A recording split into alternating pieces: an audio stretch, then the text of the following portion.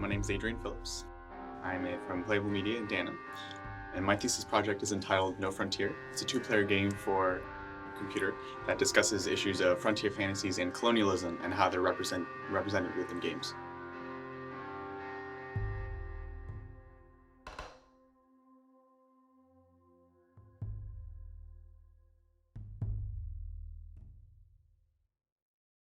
Yeah, the big question was, how are these fictions showing up within our media, within games specifically? How are they represented?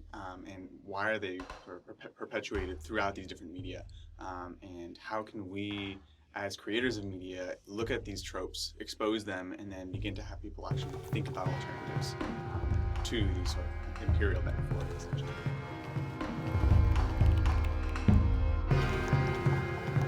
In the game, one player will take the role of a native within a population, while the other will take the role of a newly arrived stranger character. Throughout the course of play, the two players must now come to terms with the difficult situation that they find themselves in.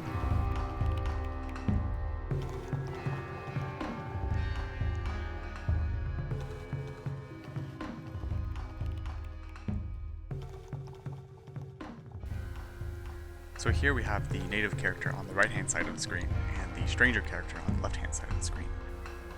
At the top of the screen, we can see the conflict level, which starts at a 50% value. This will go up and down depending on what actions players take. If they deplete resources from a region, if they attack each other, if they contract diseases, this will go up. If they trade with each other, if they reduce pollution, this will inherently go down. I had one person was running through the environment and they said, "Oh, I cut down all the trees," and then they didn't grow back. I say, "Yeah," and then she goes, "Oh," and there was this really nice moment of recognition of, we didn't talk about imperialism or colonialism necessarily, but understanding that relationship and how it doesn't really map properly from the real world to the game system. So moments like that are really nice.